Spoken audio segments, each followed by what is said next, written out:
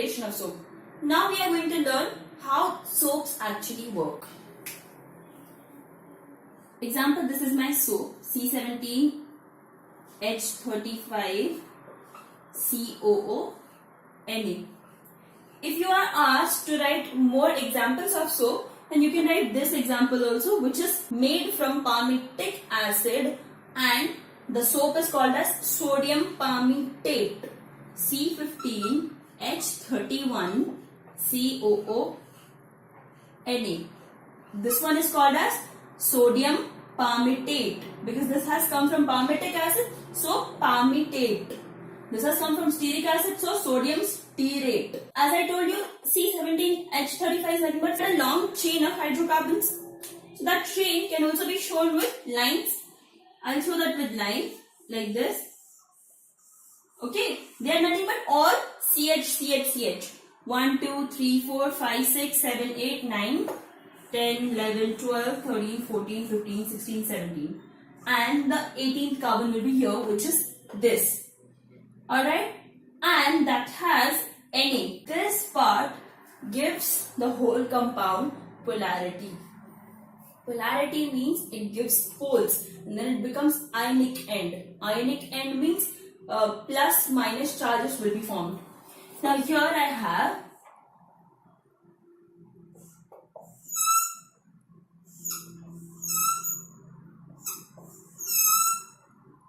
and Na.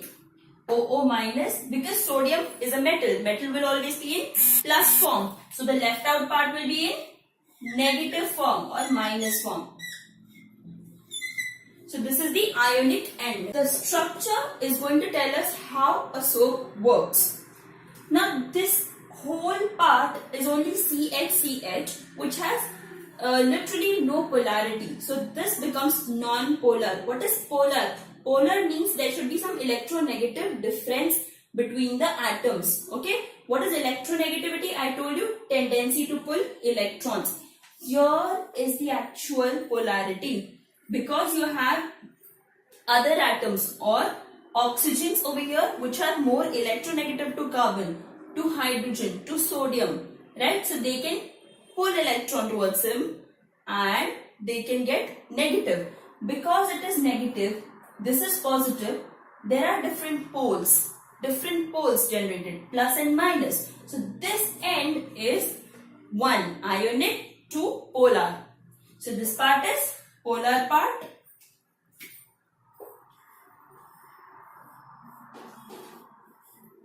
Okay, and this part is, because it has no polarity, so this part is non-polar.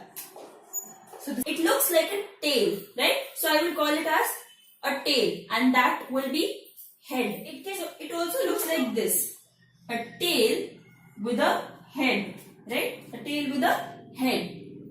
It is similar to this. Now we are using this with water always, even if we have to wash ourselves or if we have to wash anything else, right? It works with water. We need to wash anything under water.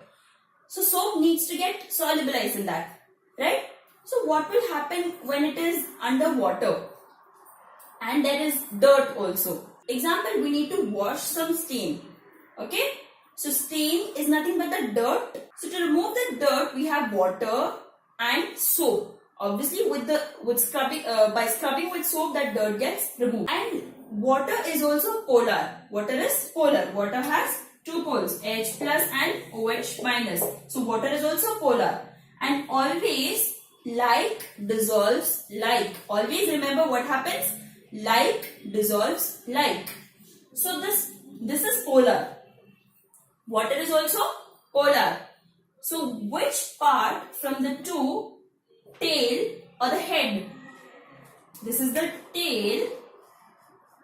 This is the head. From the tail and from the head, which one will be soluble in water? Obviously the head. Because like dissolves like, so polar will be dissolved in polar. Correct? This is attracted towards water. So this end is water loving, and which is also called as hydrophilic. We call it as hydrophilic. Philic means to love. Hydro is water. This, because it is non-polar, so it is not like water. So it is not going to dissolve in water. So this is hydrophobic. So it is hydrophobic tail, that is hydrophilic head. This is hydrophobic. So how is it going to help remove the dirt from anywhere? That dirt gets attached to oils. If your skin is oily, it will attract dust. If anywhere there is stickiness, all the dirt will come and adhere or stick to that stickiness, right? So that has become a little sticky. Obviously sticky means oily. If it is oily in nature, will that be dissolving in water? No, because oil doesn't dissolve in water. So that oily part is non-polar because that is not liking water, correct? So if that is not liking water, what will it like? It will like the non-polar tail. So example, this is the dirt which has stuck to a sticky part or an oily part, okay? So that is not going to dissolve in water. Mechanism for a soap and detergent is same. Only the difference will be in their structures. Okay, so mechanism is same. So example, it can be anything. It can be your skin, it can be your clothes, it can be the utensils, anything wherever you have dirt. I am taking an example of a cloth in a bucket which has so much of dirt adhered to it. There's water also over here. So if I add soap, this is my soap, right? A tail and head. So when the soap enters, which part of the soap will be attached to the dirt? The tail, because that is non-polar, and this is also non-polar. Why non-polar? Because it is oily. Oils are non-polar. Always remember, oils are non-polar. So this end, which is the zigzag end, non-polar end, will be attracted towards dirt, and the head will be away from the dirt. Why away? Because that is attracted towards the water. This is all water, and towards water what will be there? This circular or the head part. So like this, this is one soap molecule. So there will be so many soap molecules in the soap. So each soap molecule will surround the dirt in this manner, and this makes a cluster in the whole solution: soap, water and dirt. Okay, so there will be so many molecules like this.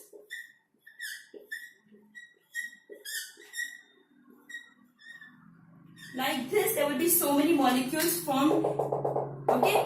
And when the whole thing is agitated, like we rub, we scrub, at that times all these will suspend with the water. They have captured or they have completely surrounded the whole dirt, right? So they will take the dirt, they will hold the dirt, they'll remove it from your shirt or whatever it is, from your skin, from shirt, from utensil, they'll remove it from there, and it will be suspended in water, and when you remove the cloth, it will be devoid of that dirt. Okay, so when it is agitated, all these molecules will fall off in the water and there will be no more dirt. So this is a cleansing action of a soap or a detergent. It is going to be same in both the cases. And these clusters, okay, these clusters are called as micelles, or some people call as micelle. Okay, so these are micelles. So if you are asked what is a micelle, you will write